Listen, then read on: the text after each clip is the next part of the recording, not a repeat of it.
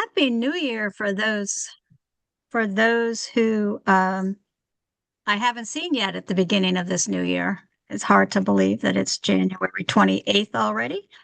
So I am calling to order the Connecticut State Advisory Council for Special Education, our SAC meeting, at 9:02.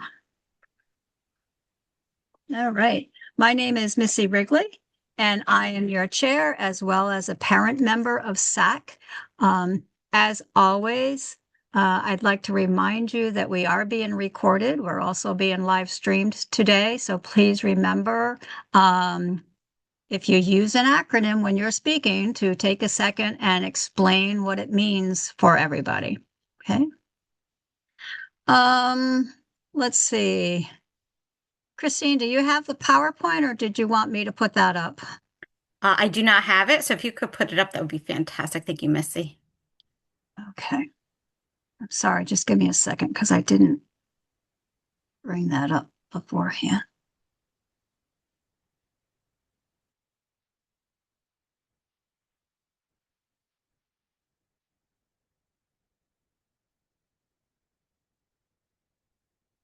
I sent it back to Brian and hopefully there were no other changes.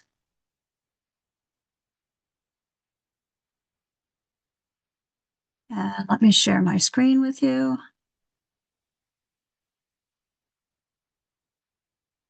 Okay.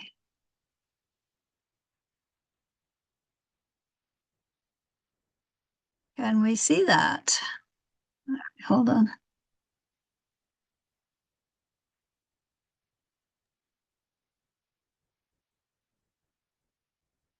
Okay.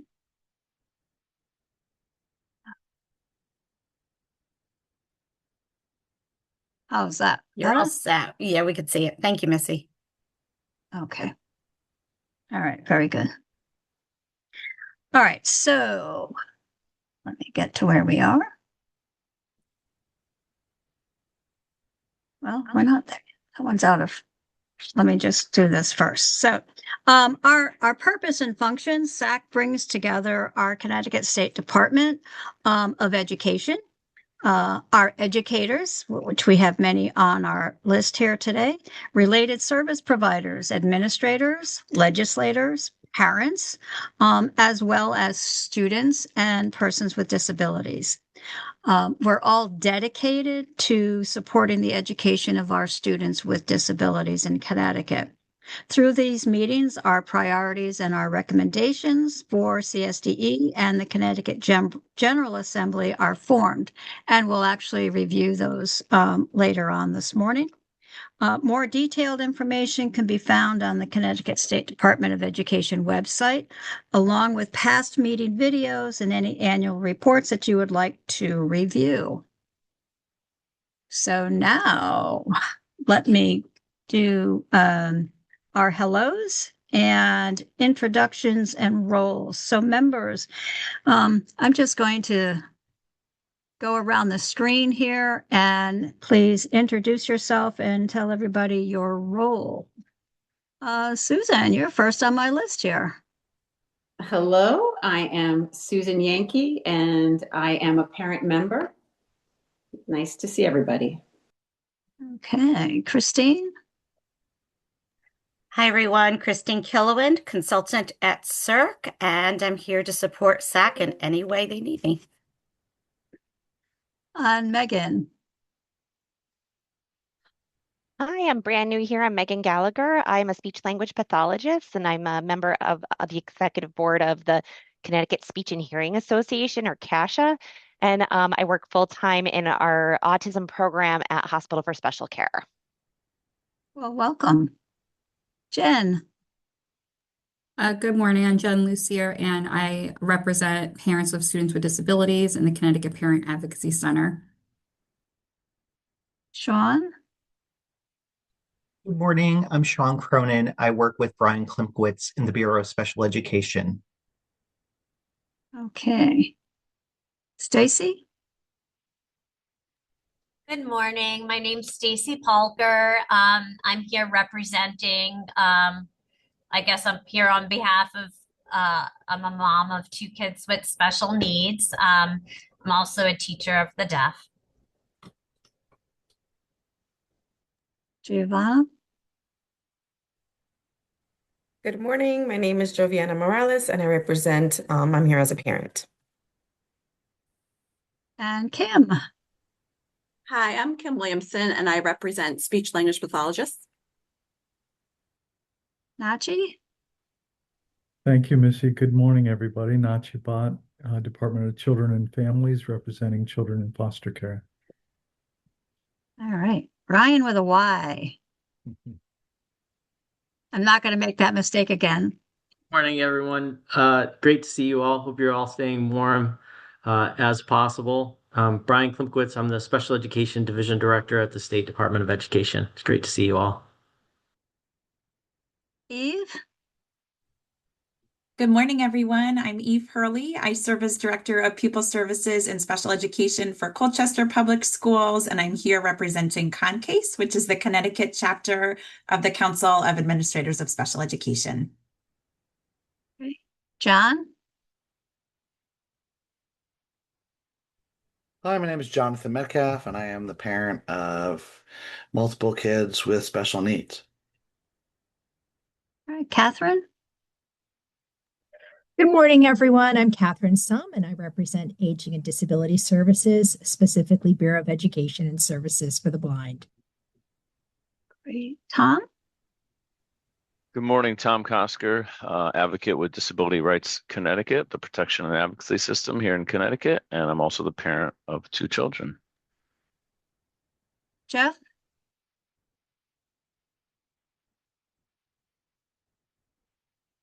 You're muted, Jeff. My name is Jeffrey Spar. I'm a parent member. I'm the father of a young man with autism and ADHD and the daughter who is a school psychologist, and I'm the chair of the legislative committee. Okay. Dan?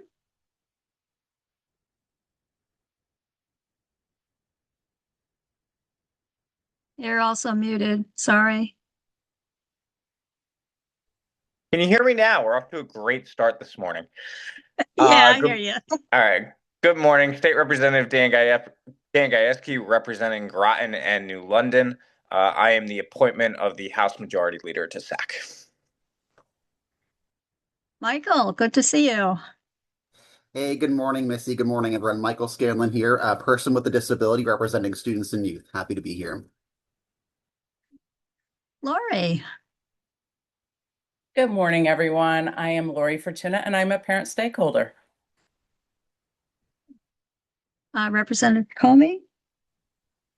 Hi, good morning, everyone. Representative Comey, and I'm not sure. I don't remember who appointed me, but probably. But I'll be here for 20 minutes or so. 20 more minutes. Thank you. All right. Well, we're glad you're here, whoever appointed you. Anna. Hi, everyone. I'm Anna Wittig. I represent a private special education school, state approved. And I think I'm appointed by the minority leader. Okay. Lauren, would you like to introduce yourself? Sure. I am Lauren Johns, project specialist, and I assist Christine with assisting anything that the State Advisory Council needs. Evan. Good morning. My name is Evan, and this is Janelle. And where are we from? From Stafford High School. The what program? Transition program, Indy transition program. All right. Thanks for coming. Thanks for having me. Thank you. Brandolyn. Hi, good morning, everyone. My name is Brandolyn Fulton Williams, and I just stood and waited for the bus for 25 minutes, so I'm a little frozen right now. But Cam is on the bus, and I'm here as a parent representative as well as the vice chair of this group. Thank you so much. All right. And my buddy, Alicia. Good morning, everyone. Sorry, I can't turn my camera on right now. I am stuck in traffic in Hartford, so I am joining from the road.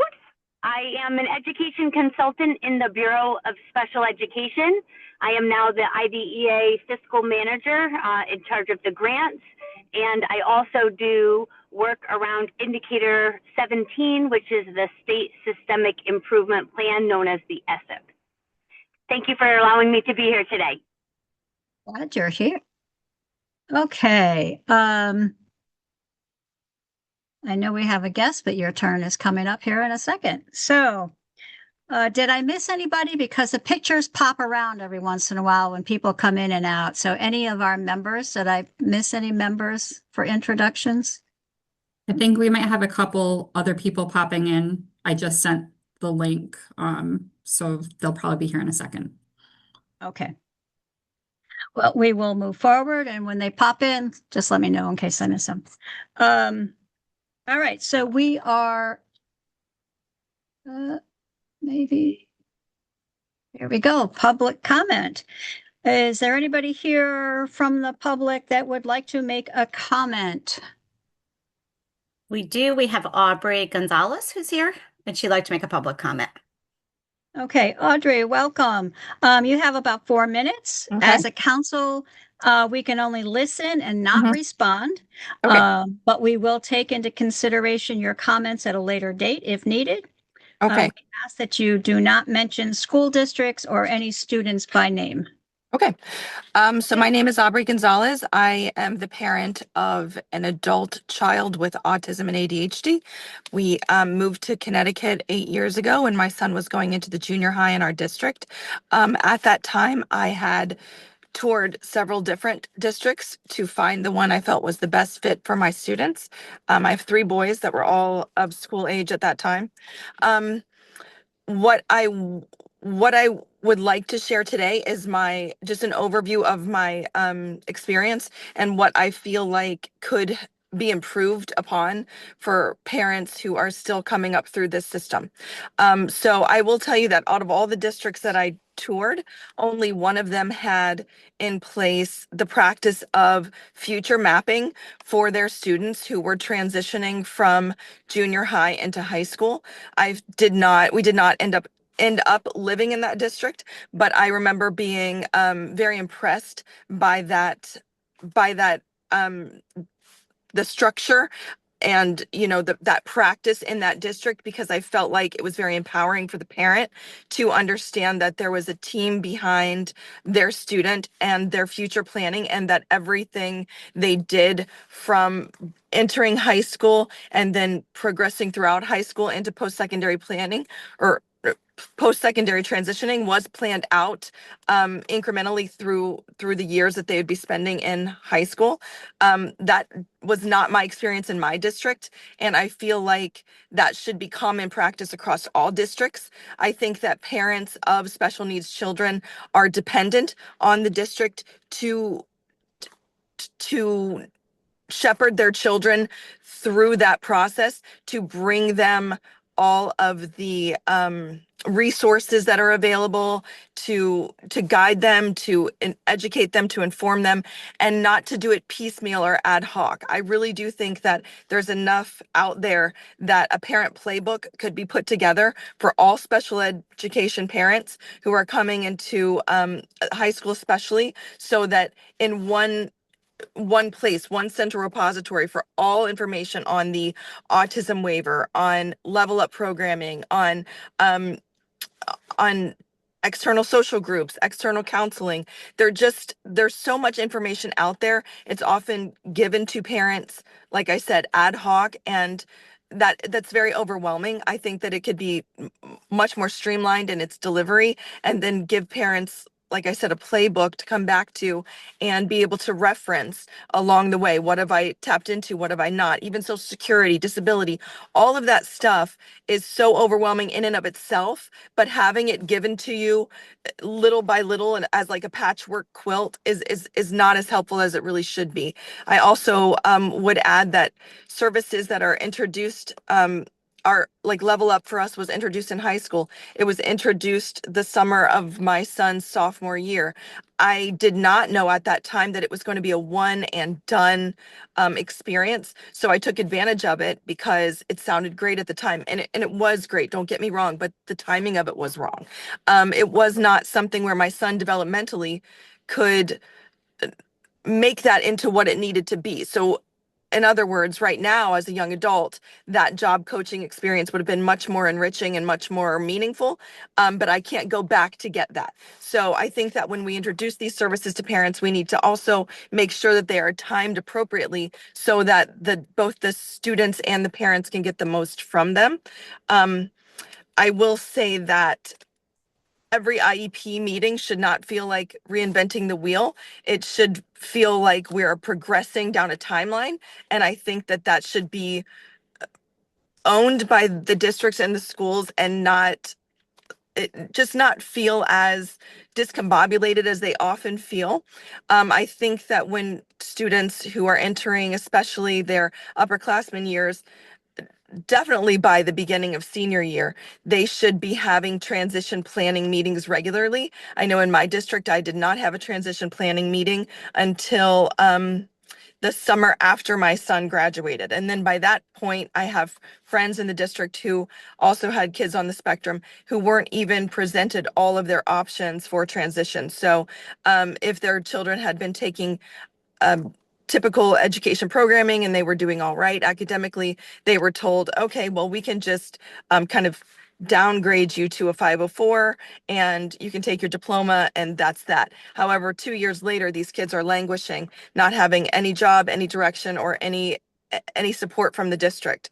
That should not happen. Parents of special education children should have all their options laid out for them, specifically transition programming, because even if it's just pieces of the program, it's helpful for these kids to have structure after high school.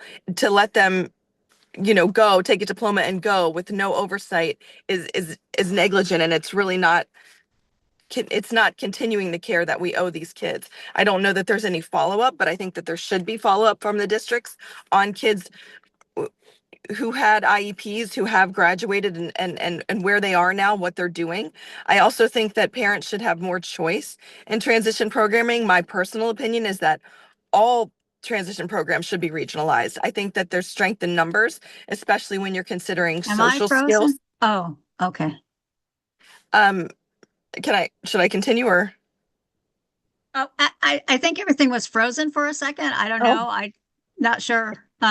You're okay, miss. Okay.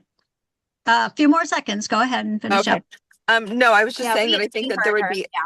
that there would be a lot of advantages to having regionalized transition programming. Not only could you pool your resources and your staff and your dollars, but you could bring more kids in. Transition programs offered to 1 or 2 students at a time are not acceptable programs. It seems like it might be, but a huge part of transition programming should be social skills building. And I also think that transition programming needs to do more together. Like there should be best practice playbook that they all follow. And therefore, those programs would be more streamlined in what they deliver. That's primarily what I have today. Hopefully that was somewhat helpful, but I just think that there could be things done better in many of the districts that I've seen if they simply did things like some other districts were doing them. Best practices should be shared. Well, thank you. Lots of really good suggestions. So thank you very much. Do we have any other public people here at this point? Anyone else, you could just unmute and just introduce yourself.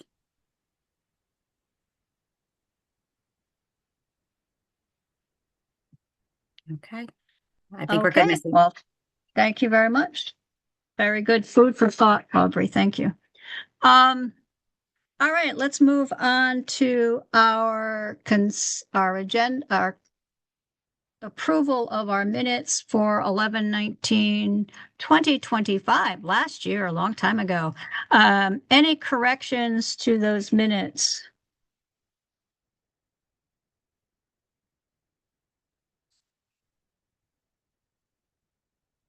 Oh, I think this is a first. Okay. All right. Well then, can I have a motion to approve? Motion to approve the minutes. And may I ask who gave me that? Was that Dan? Dan Gajewski. Representative? Yep. Sorry. You're good. All right. Second? Second, Tom. Any abstentions for people who were not here? That would be me, Allison. Yep.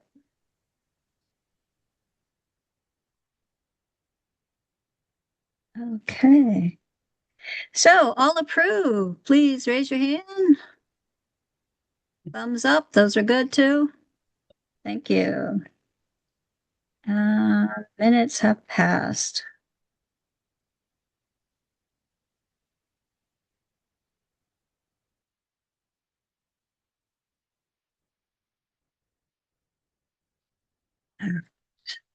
I'm looking at the time and we have to move along. So, executive matters we have today. Our annual report is done. Let's have 3 cheers. Yes. So hopefully you had time to review. Let me just get to. So we, the due date for the actual annual report is February 15th.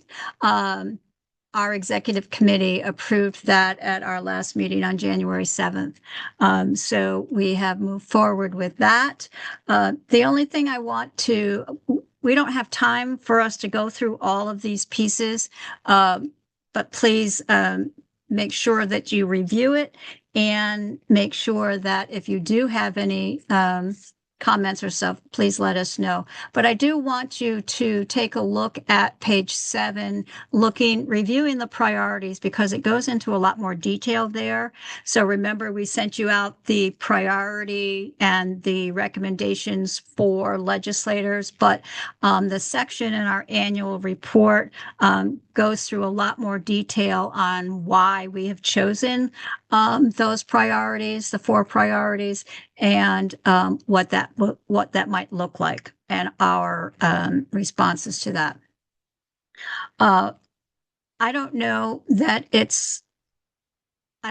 the process, Brian, maybe you can help me. I don't know that it's on the website yet, but it will be on the website, Aubrey, for you to view once it's posted up there. I don't know if it's posted yet. I haven't been to the website this morning, so. Yeah, we have we assist in sending it out to the state library, the legislature, all those different pieces, and then post it on our website as well. So we have previous. Yes, you and I have to talk about that, right? Yes. Yep. Okay.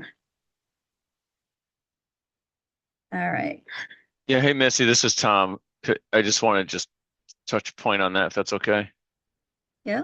On the distribution. So yeah, I know, Brian, we have our list, I think, of folks that we have to send it to, but obviously we want to make sure we send it to the chairs of the education committee, chairs, vice chairs, ranking members, et cetera. So if we can make sure we get it to those, and maybe the the legislative aid for the education committee, and they can distribute it to all members of the education committee at the legislature, that would be great. And I'm sure obviously Dan and Robin can, assist with that, but certainly we want to be proactive from it coming from our SAC, right? The message from our SAC, here's our annual report, specifically with our recommendations, priorities, et cetera, to them is really important. So thanks. Okay. Thank you. Any other questions, comments about the annual report at this point? All right. So we also have, Christine was kind enough to send out all of these documents to you. We also sent you out our final bylaws. If you remember, for those of you who were here at our last meeting, we reviewed them in November. And so are there any questions at this point in time on the bylaws? please note that we will be working on the committee procedures and the guidelines. And so we will be finalizing that soon. Questions, comments?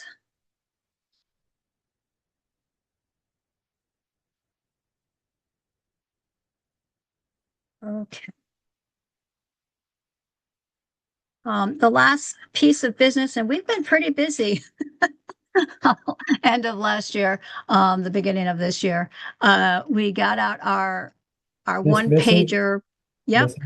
Yeah, hi. Miss Missy. So when we approved the bylaws, then we were supposed to vote because remember we had to wait 21 days. So I think, you know, Oh. we did the work. So I think we were going to put it off to this meeting to actually have the vote to approve. Okay. How do we go about doing that virtually? Is it just a hands up type of thing? A simple yes, no, speak out type of Yeah, thing? so underneath the amendments section of the bylaws as proposed here, yeah, I'll just read it. Section 1 says these bylaws may be amended by a 2/3 vote of members in office and by proxy at any regular or special meeting of the council, provided that such amendment has been submitted in writing to all council members not less than 21 days prior to the meeting. So my recollection was after we had made the amendments, we showed them to everybody. So now what we had to then put off for the 21 days. So we have to have a vote and it has to, we have a quorum here, but it's have to be Yes, we 23 do. members. So I think 2/3 vote of the membership in office. Do we know how many members are on the committee? 37? All right, and do we know how many are in attendance today? We're looking right now, Jeff. Okay. Does that include the non-voting, like Brian and Sean as well, or no? No, okay, does not. Thank you.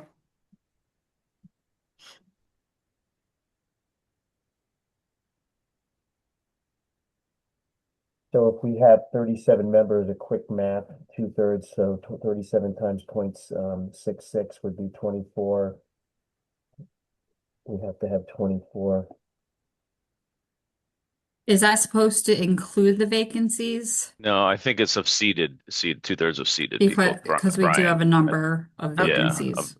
yeah, I think it's 2/3 of full, Okay, active so full it would- members. Yeah. So is that 24 then? No, wait. No, it's because it says 2/3 vote of members in office, so I would Right, right, interpret that not as being, vacancies. not Right. vacancies. So Jen Luce here, we had a few vacancies, right, currently, right? You could subtract 6. Yes. So we have There you go. 29. 4, 5, 6. We have So we're- 8 vacancies. Yeah, so it looks like we're at 2/3 today. Yeah, we're good. I think we're at 20 or 21. They're in attendance today. All right, Yep. so what did we That's say the there? So good there's math. 37, but it's minus 9, so it's what's that, 27 is what we, the Right, filled and seats are 2/3 of that would be 18, so we're good. I think we're good. Yeah. All If right. we're gonna Thank you vote for on it, could doing you the just- math. If you're going to vote on it, could you just briefly highlight? I know we've read them, but of course, I can't imagine everyone knows the details on what's been changed or updated. If whoever knows what's been updated on the bylaws, that would be helpful. I don't have that at my fingertips, I apologize. Whoever was doing the editing on this, I don't remember either. I have the bylaws in front of me. It's all the same, black and white to me, so.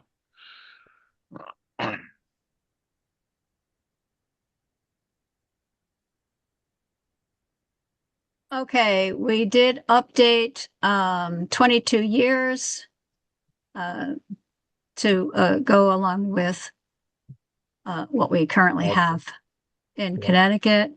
A lot of the update was Changes to the functions of the council. yeah.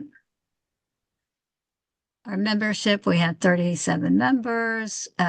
We also included our paraeducator piece that's in here. I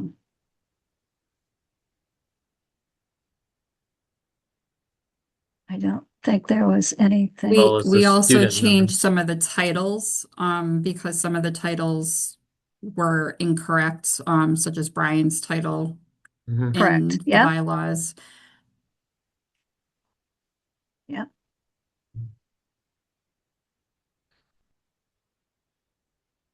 We added secretary in here as an officer because Jen was appointed secretary last year.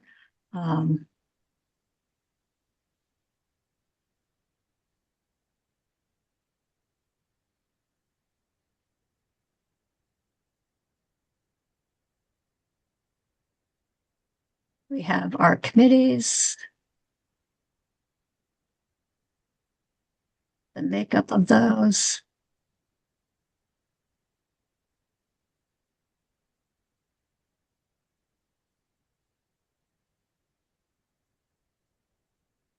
Not a lot changed there. Ad hoc committee, if we set one up.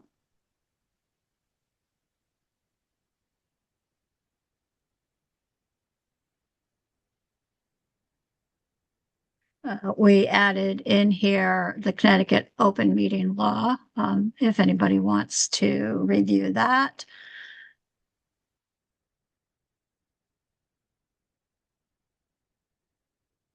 Robert's rules were added in there for everybody to check that out. Our public participation piece was put in there, and then here's our 2/3 vote.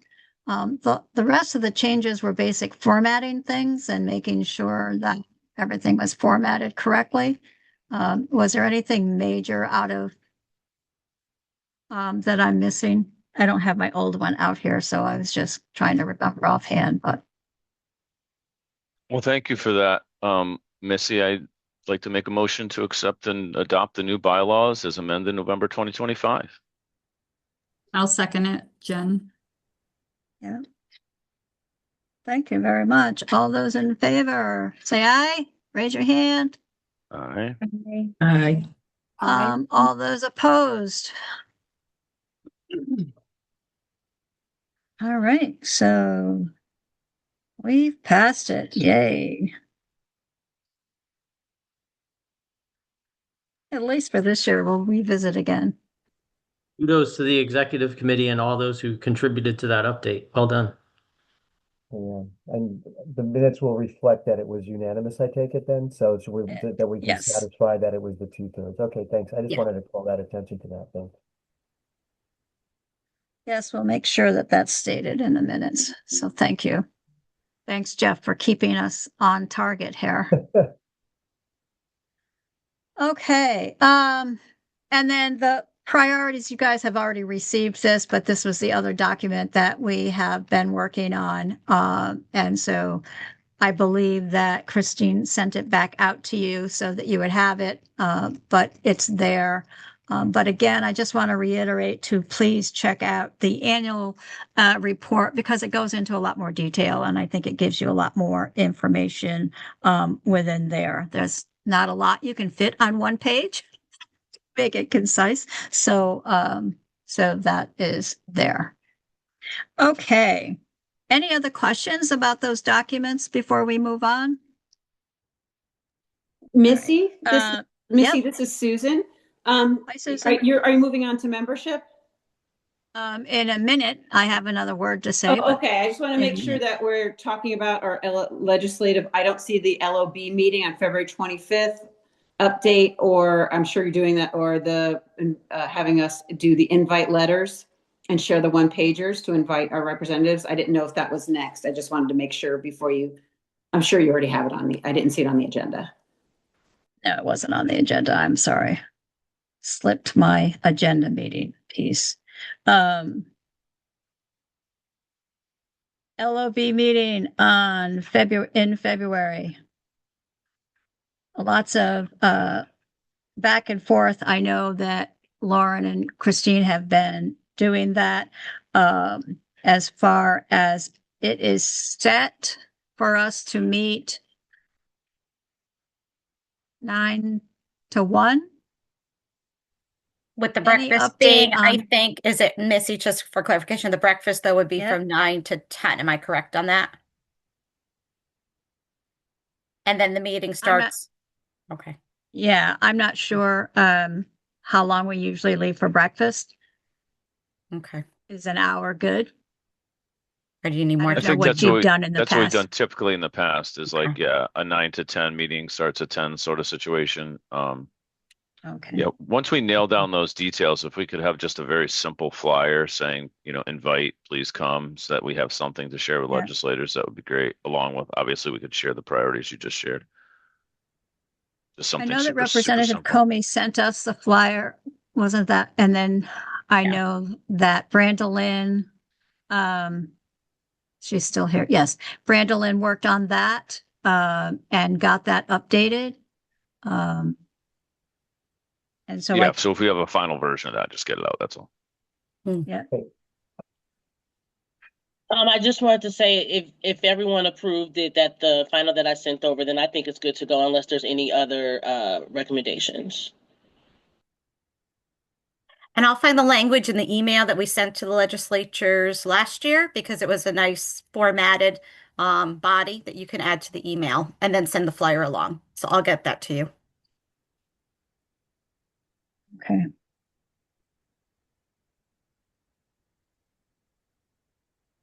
Thanks, Christine. Oh, you're welcome. Thanks, Brandolyn. I thought it looked good. Look great. Thank you, Brandolyn, for your help on that. And thank you, Rep. Comey, for sending it along. Susan, something else? Yeah, I just want to, because we do so much of this in the executive committee meeting, I would just like to just let the new members know what we were talking about. The February 25th, our meeting beforehand, we meet in the legislative office building and we have a breakfast where we invite legislators and they are able to hear about what our priorities and recommendations are for the year, and they're able to ask questions. It's a wonderful meeting, so I encourage everybody who can of our group to please attend and please invite your local legislator. And that's what we're discussing, that we have a sample letter that you can kind of use as your guideline.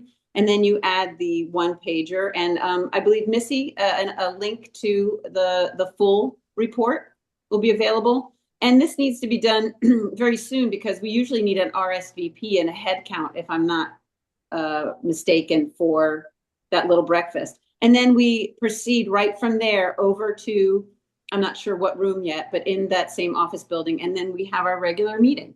So I just wanted to let new members know, and if new members had any questions. Just a correction on that, Susan. We will probably not be in the same building because of the legislative session. We're trying to find a location, but they've made that very apparent that we probably won't be able to meet in the same building.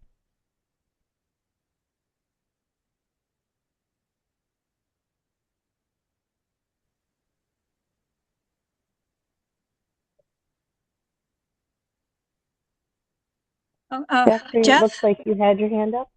Yeah, so just on a technical matter, sorry to be so technical, but since we're discussing something that wasn't on the agenda, we have to make a vote to add it to the agenda to comply with the FOI. So let's just do that. Jeff, you're so good. Thank you so This much. is what I do for a living here for the city of Norwalk. I'm so glad you're here. All right. Can I make a motion to have To add amend that the agenda to- conversation? Yeah, make a motion. I make a About- motion to amend the agenda to add the discussion regarding the legislative breakfast meeting. I'll second it. Okay, all in favor? All Call right. for a vote, Anybody please. opposed to make? I love it. Thank you, Jeff. Yeah, Robert's rules, never really flew with me, but Oh, we just amended the bylaws to include Robert. This is actually an FOI thing, so. I know. You're good. You're good. Thank you. Okay.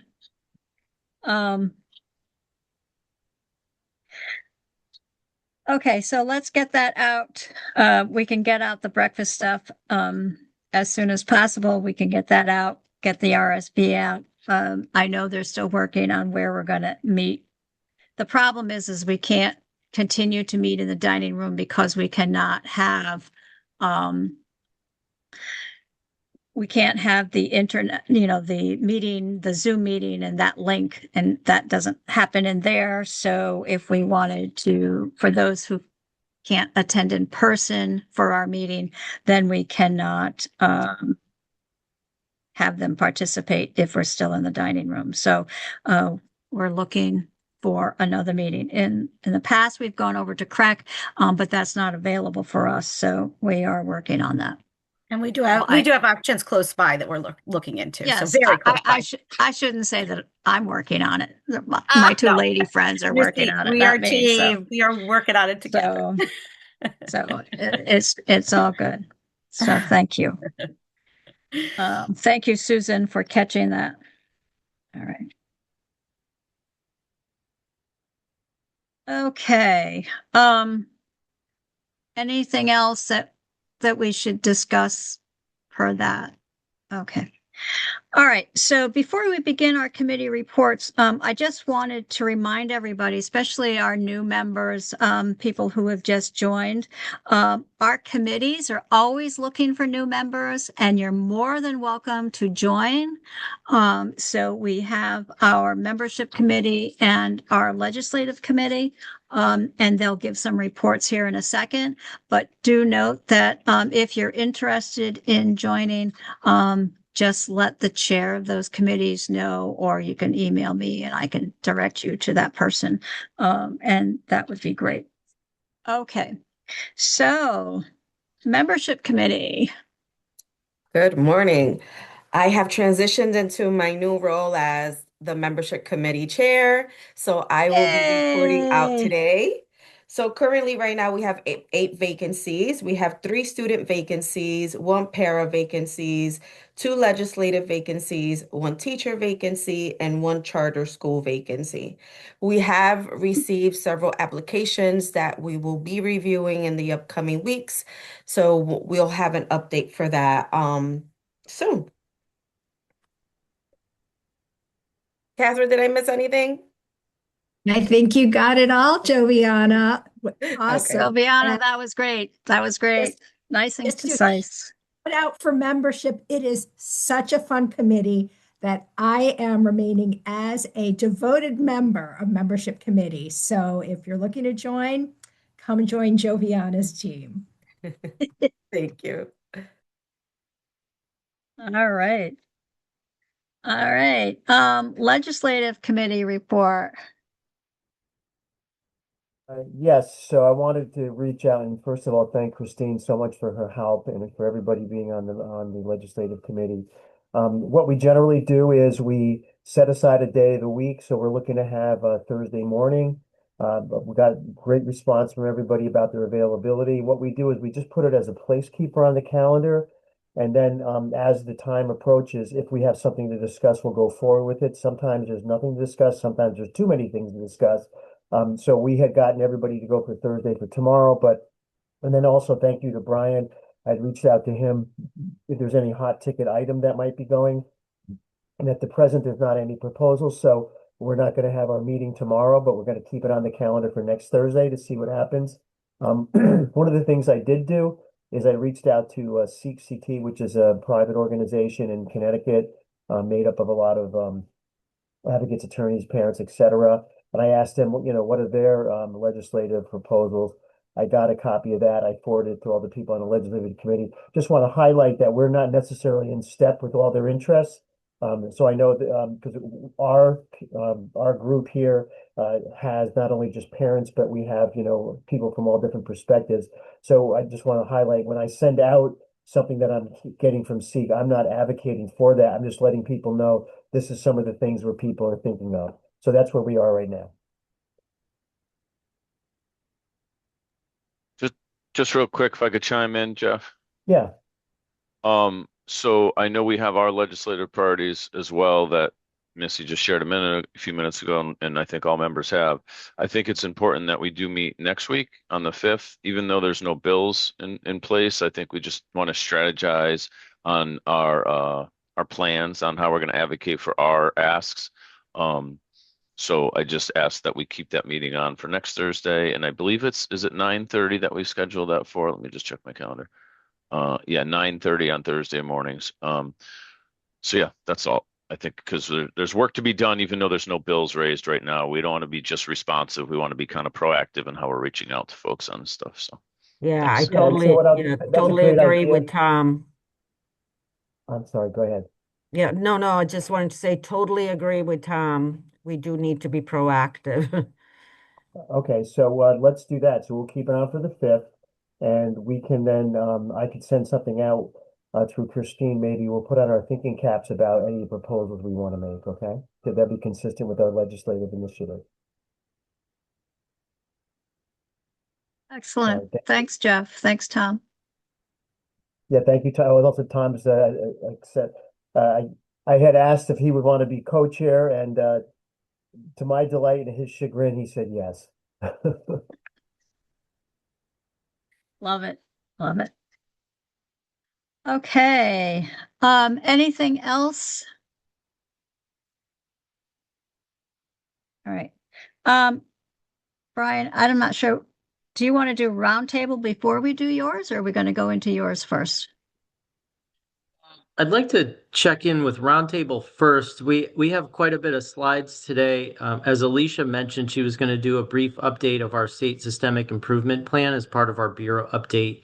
And I'm sure we won't get in depth on all the slides that I've prepared today.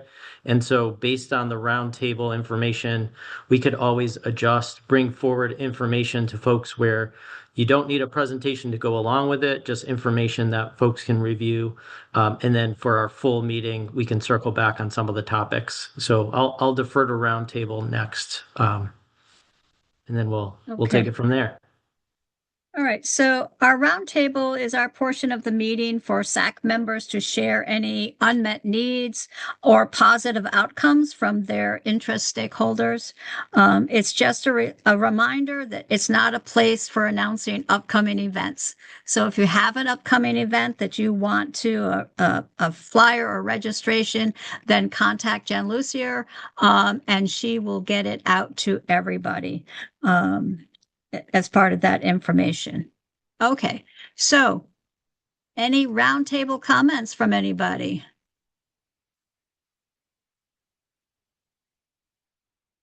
Lori?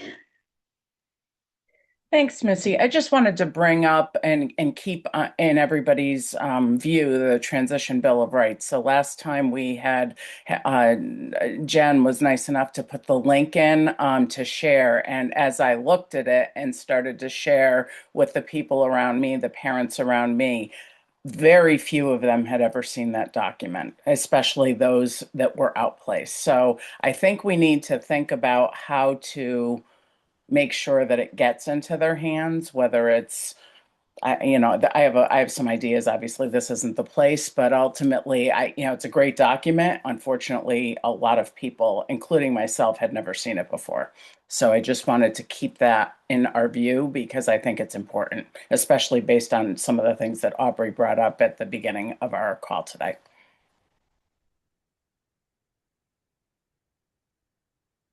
Okay.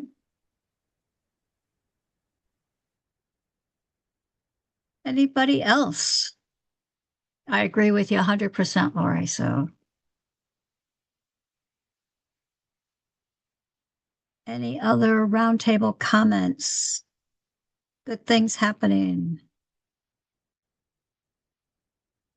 Stakeholder concerns?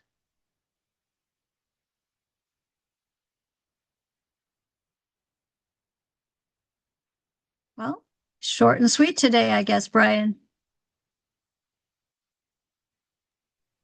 Excellent.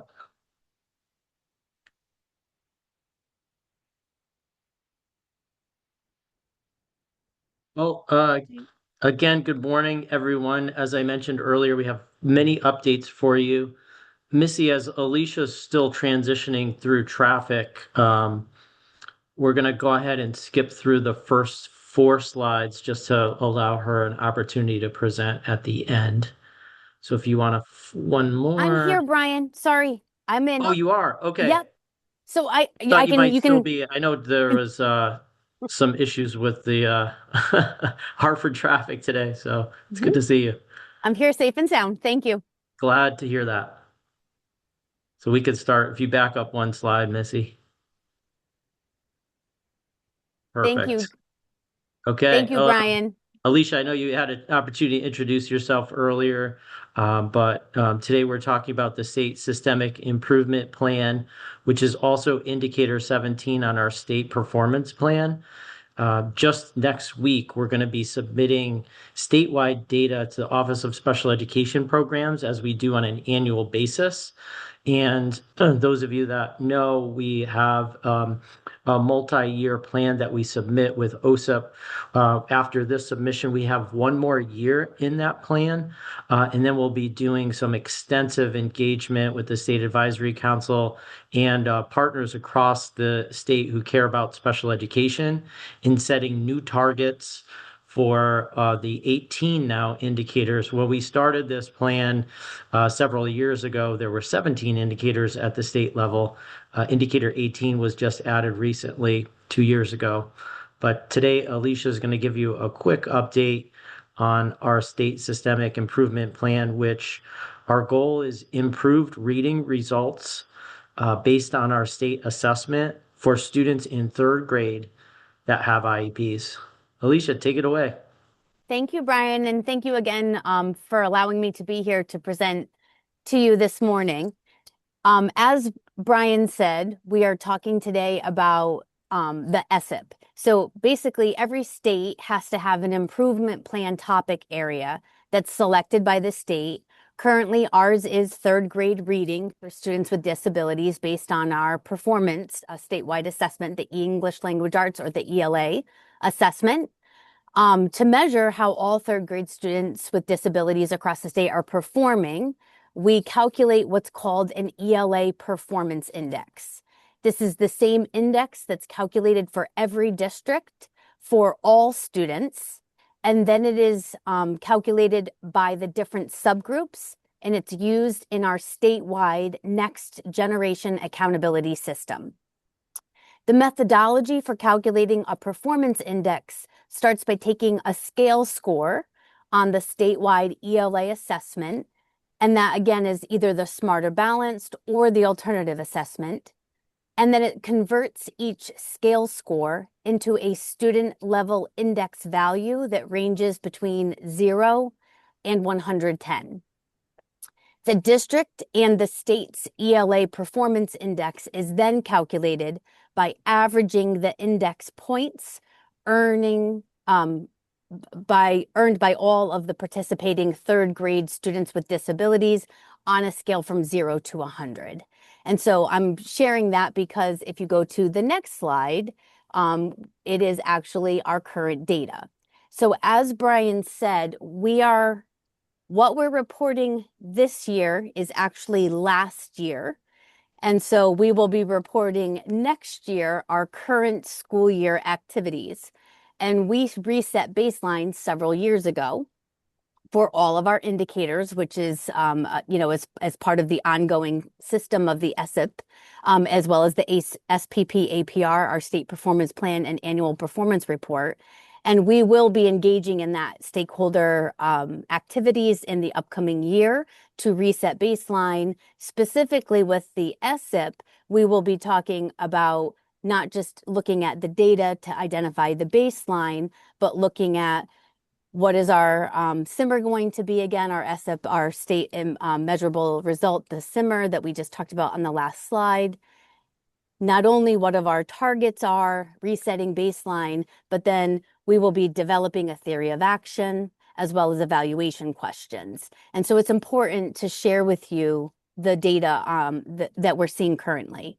So if you can see on this slide, I have just the last 4 years. Again, we'll have another year, which is the current year we're in, reported next year as the end of that SPP APR system before it gets revised.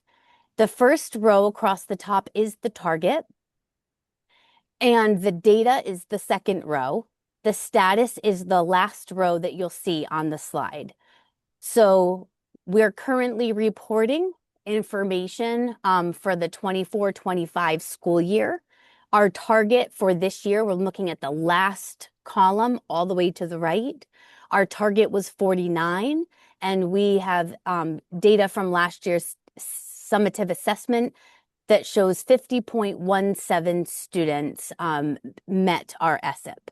So we've been meeting target the last 3 years. This year we again met target. This is the information that we will be sharing with OSIP next year. Our target, as you can see, did stay the same from 21-22, and then it did increase in 23. It's again increased in 24, and it will increase again next year, which is the current year we're in, and that we'll be reporting next year. And so it's important to see this. So we are making growth. And so it's important when we go through that process to reevaluate our baseline and set targets, we'll be sharing this information with you again. Next slide. Thanks, Missy. So how we report the SIP, it is a really long report. I would encourage you to read our SPP APR, and if you have additional questions about the SIP, please feel free to reach out to me. Essentially, the questions in the SIP report are about 2 different activities. The first is really about what we're doing for infrastructure activities at the state. And then the second, which we'll talk about on the next slide, is those evidence-based practices that we're participating in. So there are multiple questions that are asked in the SIP about all of our infrastructure activities. I'm just sharing some information with you today to be able to explain like an update of what we're doing. So as you know, we have an SIP leadership team. We have continued to look at that as a main infrastructure activity at the State Department of Education. It's a wonderful opportunity for the Bureau of Special Education to engage with the academic office. As you know, we now have a Center for Literacy Research and Reading Success, which is known as the Center, and we have the Office of Dyslexia and Reading Disabilities. And so as part of our SIP leadership team, because our focus is on literacy, we have all of our literacy counterparts at the state that come together to share information about what we're doing so that we can build capacity internally to be able to support and provide technical assistance to stakeholders across the state and join and collaborate on efforts. We always have an online technical assistance and resource library. So we have a plethora of webinars and videos and presentations that we're doing for the field. We're also releasing guidance. That all of that would go in that bucket of online TA and a resource library. We do have ongoing professional learning opportunities. As I mentioned, we have some online webinars that we offer, and we also offer a series for the educator preparation programs known as the EPPs. And we continued to provide structured literacy program training for the districts that did not meet the SIP. So we take, as I shared on the last slide, that's our state score for the SIP. We take district scores and we look at who hasn't met the score and who has a large gap between the regular general education students and students with disabilities on that state assessment, and we offer them training opportunities. And then we have, last year was the end of our Connecticut Intensive Intervention Initiative, or the CON-I-4 DBI, which is the Data-Based Individualization Project with UConn. And so we have continued to meet as the CON-I-4 leadership team about those activities. Next slide, please.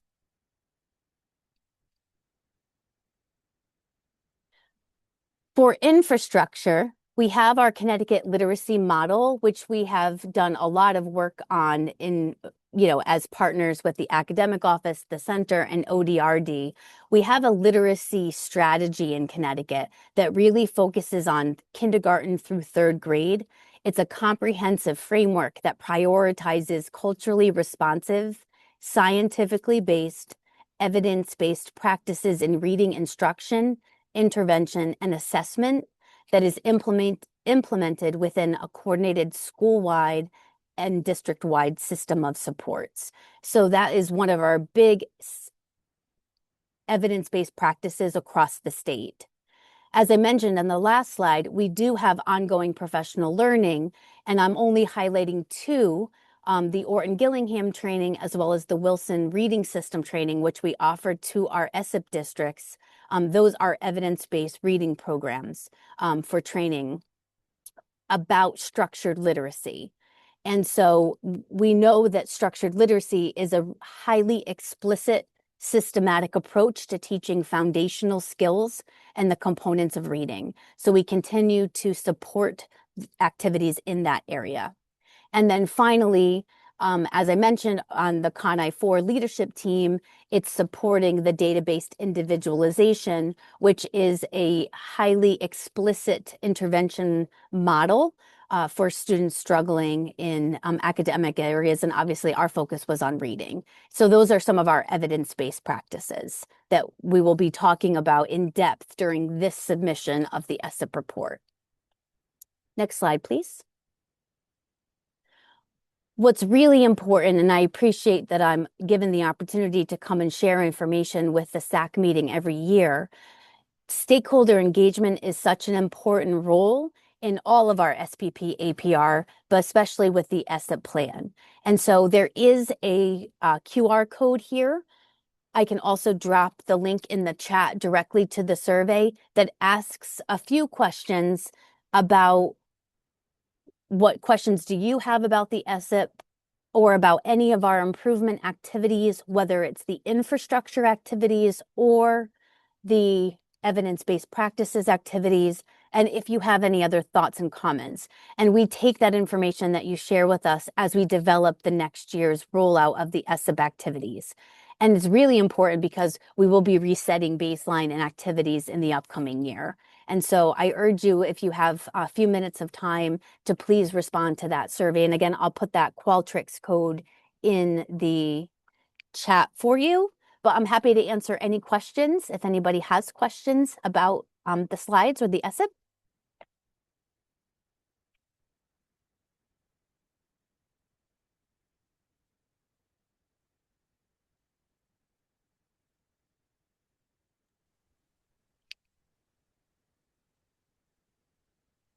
Let me see, I'm not seeing any questions in the chat. Alicia, I just want to thank you again for the information and the presentation. We'll keep these links open and provide regular updates throughout the year as well. I know that was a lot of information to share with you today. We're excited about the growth, but know that there's much work to be done across the state. So as Alicia mentioned, any thoughts, ideas, suggestions you have, we will definitely incorporate and report back on next year's activities and the remainder of this year's activities. Thank you, everyone. It was nice to see some familiar faces. I miss you all. It was good to see you. You too. Thank you, everyone. Have a wonderful day. Thanks, Alicia.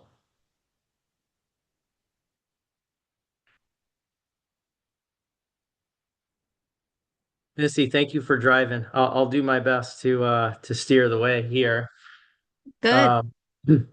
So I just wanted to extend an appreciation to the executive committee that did some quick work in logistics and coordination communication to reschedule our January State Advisory Council meeting, as we had a conflict with the State Board of Education meeting. And so during that meeting, your vice chair was able to present public comment and as well as other folks related to the commissioner's West Ed report and study and evaluation of our special education systems and our state support systems that we have in place. If you haven't had an opportunity to review the report, I've included links here in the further slides, but just wanted to mention this is the outline of the report itself. West Ed, we engaged with them over the summer months, and their report was completed in December. So it was a fairly short session, but there was input from a variety of partners and collaborators on their perspective and experiences with special education, and particularly with the State Department of Education. So there's a little bit of background and history about the organization, what data collection processes they utilized in supporting our state with this process, and then recommendations moving forward. So the report in and of itself is 23 pages, but there are hundreds of pages in the entire document that are included as appendices. The next slide here is an overview of the different appendices that are included. So just for your review, I won't go into depth on these. And then finally, I just wanted to touch upon the recommendations, which are in 4 categories. One is leading with vision, improving infrastructure, activating strategies and instructional impact, and then ensuring effective accountability and improvement. And so under each of these categories, there's actionable items that the State Department will be engaging in response to the surveys and information that was received by folks that were able to participate in that process. And I know the State Advisory Council, I just want to thank all of you who were involved in the process and for the commissioner's commitment to special education, continuous improvement. And, I'm proud of our staff and our partners across agencies in the work that we do. And we're always looking for that neutral perspective on how we can continuously improve to impact results. And so we appreciate their guidance. What we'll be doing on a regular basis in future meetings is just keeping you up to date on the different areas of action here that we'll be taking.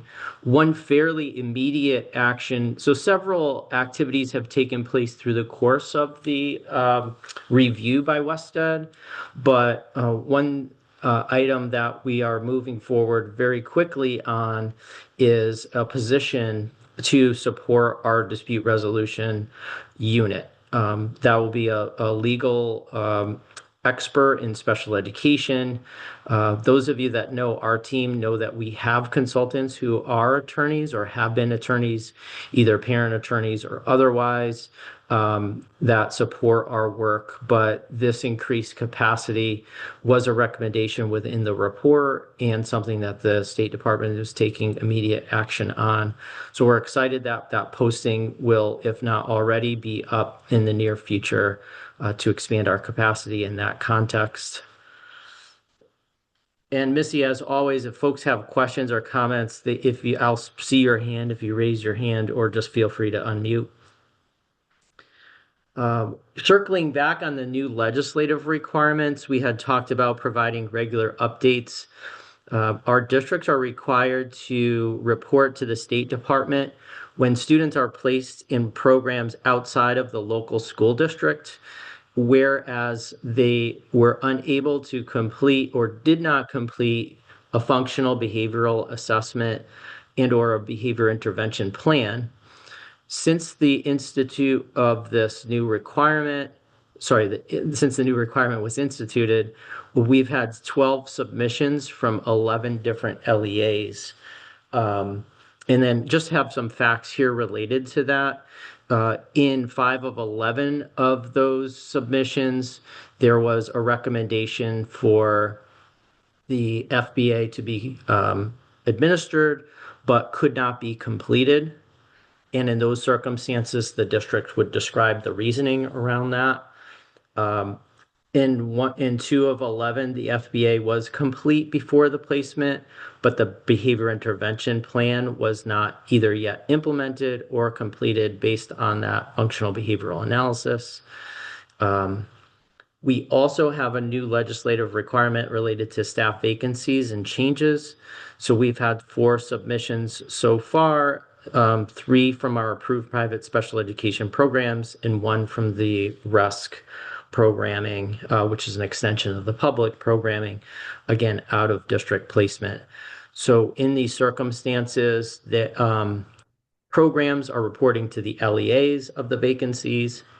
They're notifying parents, and they're also notifying the State Department of Education in their efforts to address those vacancies. And then finally, the third requirement for data collection for the state that is new for us are any charging entities that have mid-year increases in their tuition and or rates charged to districts, and we've had no submissions thus far. Tom Kosker, I see your hand. Yeah. Yeah, good morning. Thanks, Brian, Morning. for this. This is really great. I appreciate this detail and this stuff. It's very helpful. So just to be clear, and I'm sure not everyone's in the weeds as much as I am on this stuff, but the 12 submissions for the FBA parallel placement, that's the submissions for a waiver of that due to not getting it done, or what is, so I'm clear on what that 12 submissions is. Sure.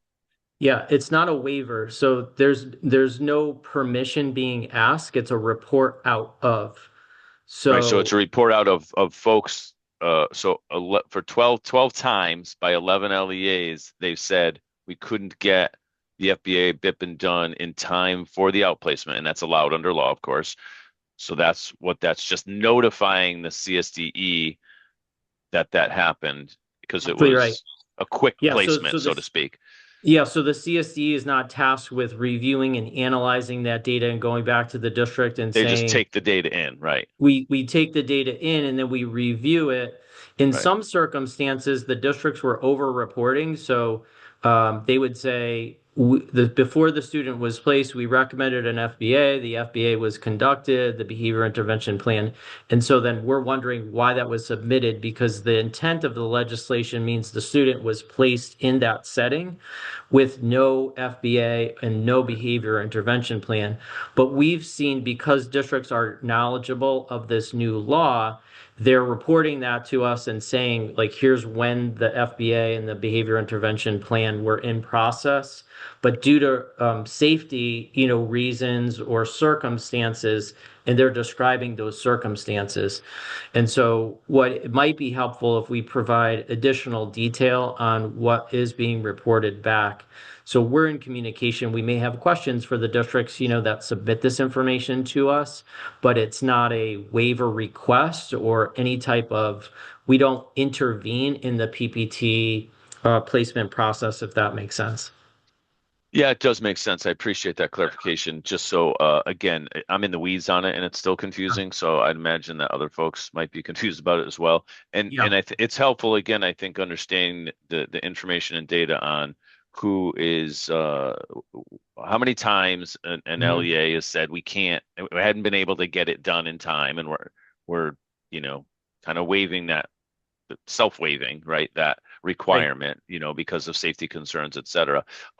So that's great. So this 12 is like start of year to date sort of thing. Is that like a up to date? Exactly right. Recently. Yeah. So if we could, and you guys are getting a lot of data for us, it's helpful just to see that trend, as time goes along. So we'll kind of get lost in the weeds, like as time goes on. Maybe we could, at the end of the year, provide a chart and submissions by month or something. Yeah, by quarter, by month, by visual. year. Yeah, something just we'd see like, hey, it's been going down or up, or you know what I mean? Like it's flat and it's 6 a month or 6 a year or whatever. I think will be helpful just to get a sense of how often it's being used. Because again, it's anyway. Yeah, this is super helpful. And then so the FBA complete 2 out of 11. Okay, I think I understand that all now. Yeah, and if you think of this from a least restrictive environment perspective, it's, planning and placement teams are required to exhaust all efforts to program for the student in the general education setting. There needs to be evidence of supplementary aids and services and additional enhanced supports. That, so there's a continuum, but based on the student's needs, that they can change dramatically or drastically at times. So these are only required for students who are placed as part of a behavioral challenge where the district was unable to meet that student's needs.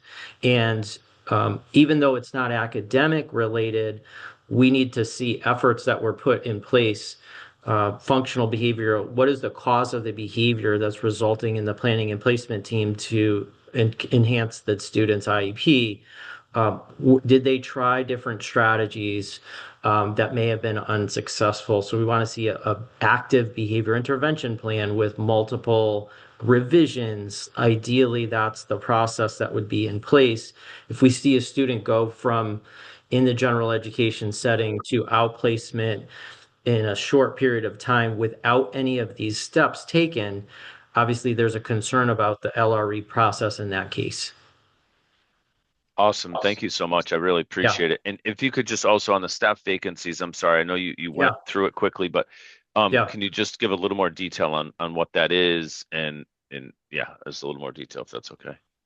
Sure. So the legislation here requires that any vacancies greater than 10 days are reported back to the LEAs and the State Department. So we've had guidance on this for our programs. There have been concerns for, districts, for example, being charged for services that weren't delivered and come to find out later that, there were gaps in services. This doesn't necessarily only happen in our approved private programs or our regional programs. It also can happen in charter schools or magnets or even in the LEAs. So obviously the first thing to do is notify the parent and let them know that there is an impact in the service delivery. If in the case where the districts are contracting out for the implementation of the IEP, there's that second requirement. And then this new requirement is now for them to report it to us. So we've received this many submissions thus far of where the vacancies are. In some cases, the programs are explaining to us how they're providing services until they're able to fill the vacancy.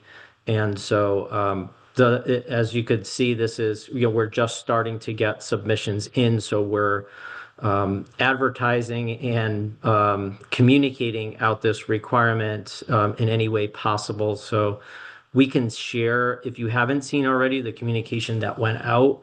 And so with all the your representative groups as a state advisory council to continue to spread the word on this, we would greatly appreciate that.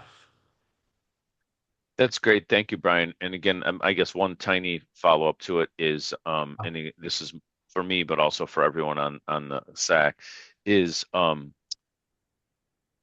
you mentioned briefly how parents might be notified of that vacancy if it impacts related services not being able to be delivered because someone's out, et cetera. Right. And I would assume, I hate to assume, but I would assume that also means if a special education teacher, for instance, which might be one of these vacancies, is out for an extended period of time, they don't have that service in their classroom. So if you could just briefly, what's that requirement to notify parents and families? I think ultimately, as a parent, and as a representative of parents out there, we'd want parents to be aware of when there's a vacancy. That was sort of part of the intent of this. Notify the LEA and the CSE, but ultimately the parents, want to be aware that, Johnny's teacher's out for a while. Yeah, we're working with a couple of large urban districts right now on these processes. So in those cases, we're expecting to see written notification to parents of the impact, the date that the service is stopped, the plan for the district to replace that vacant, and to fill that vacancy. Some districts or programs contract out temporarily or, combine resources as much as possible to mitigate any vacancy. And so we're looking for like written notification and or communication logs to families.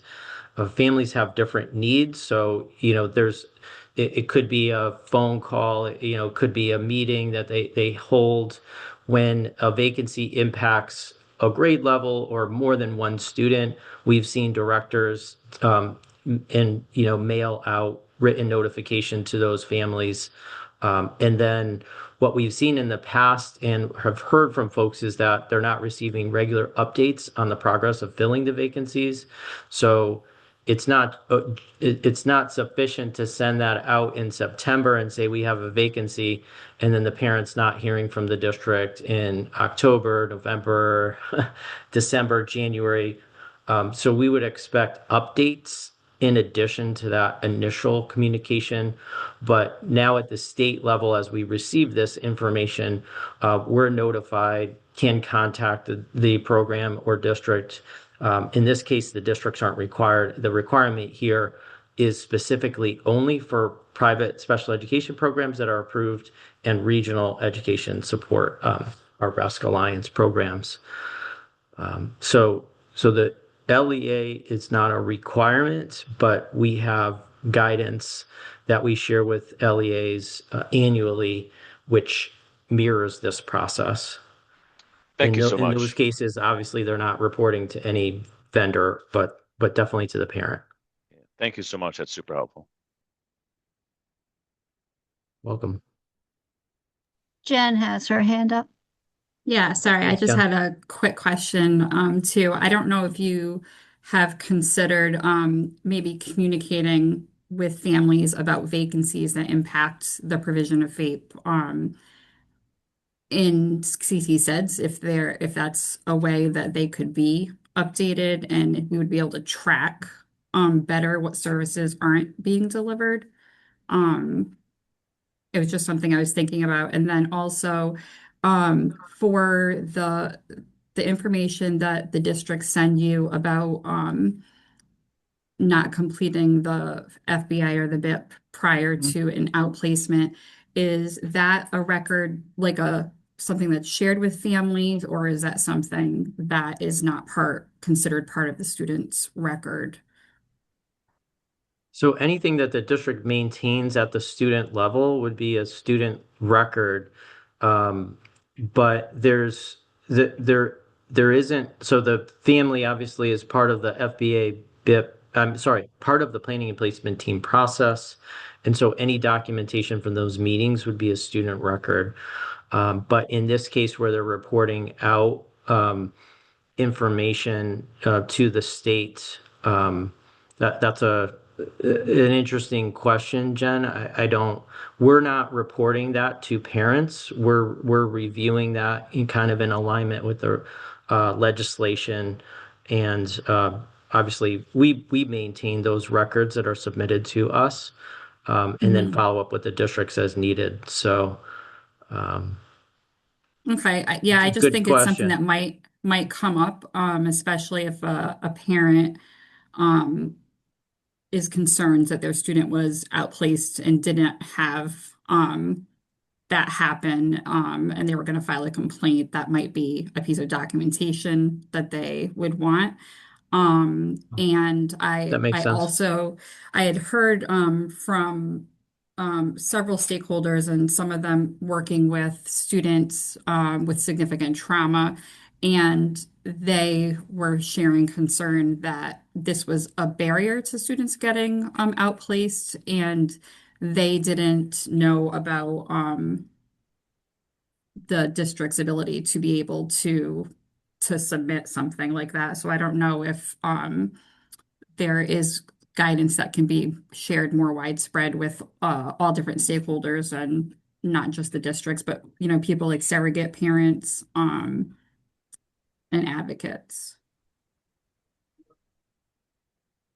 Yeah, again, well, not again. I guess what I would say is that, this legislation is not a barrier to, but really a reminder of the least restrictive environment process. So in the case, where a student's placed, I mean, is when you were saying that, I think of the equivalent almost like of a referral process where, the districts are not able to say, we're not going to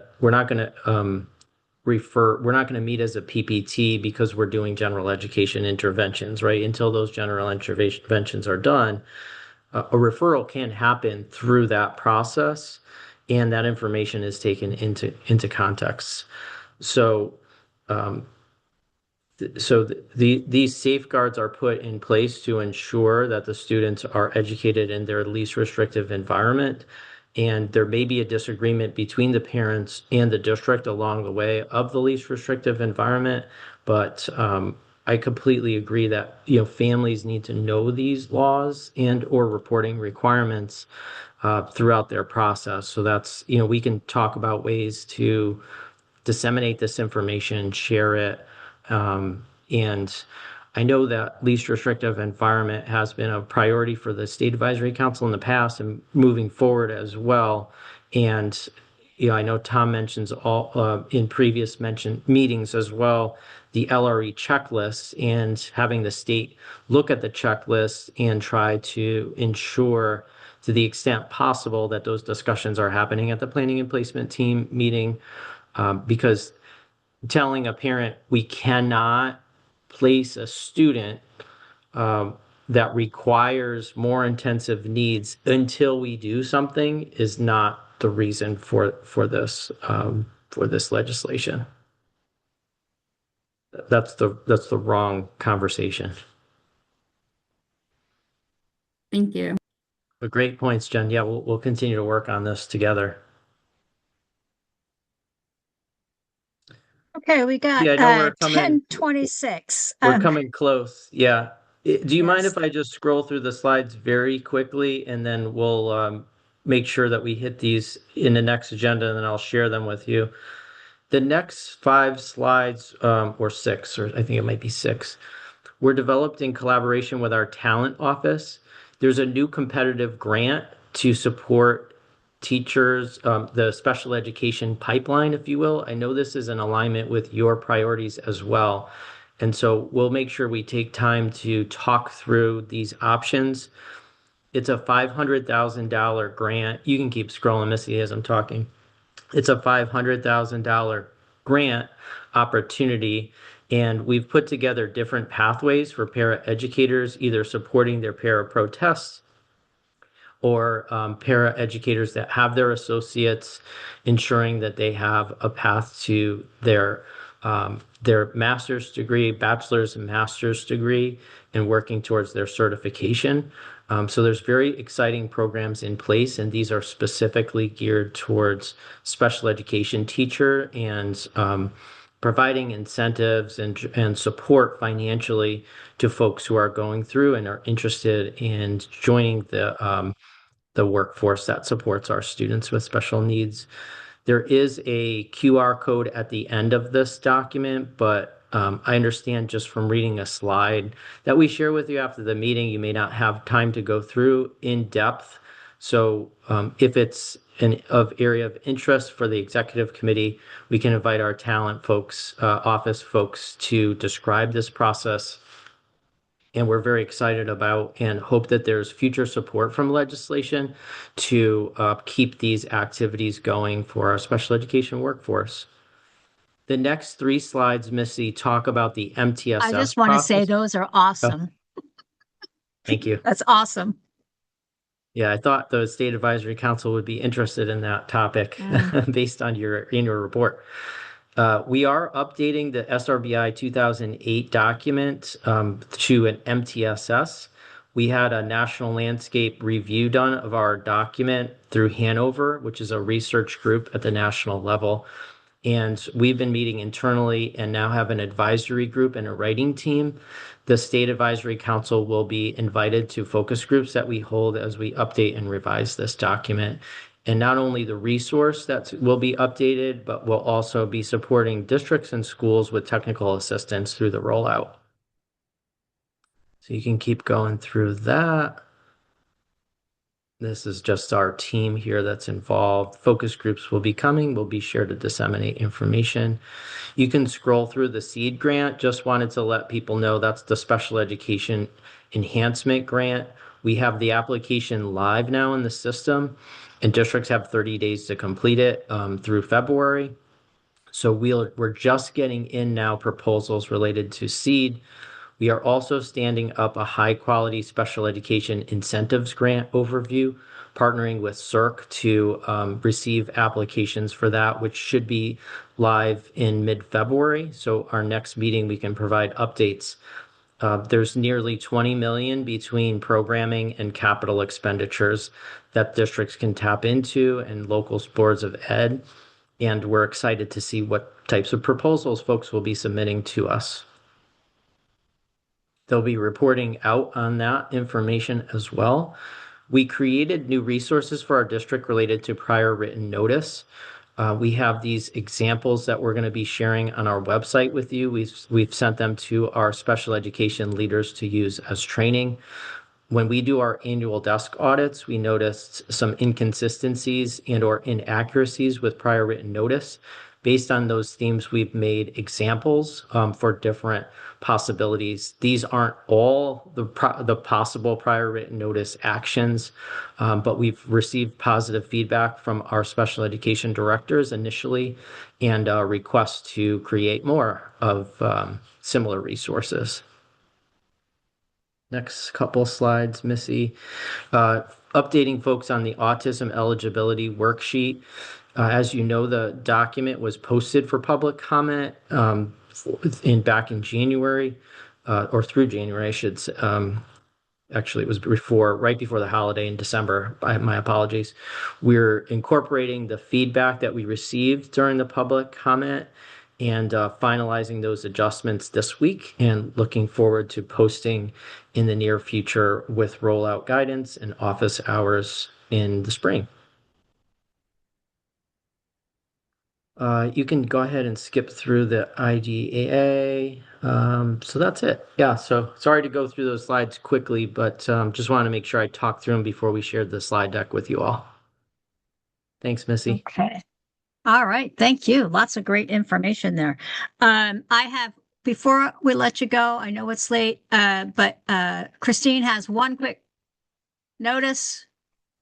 Absolutely. So something exciting. Lauren, I'll let you share because you've been in the works with this. So go right ahead.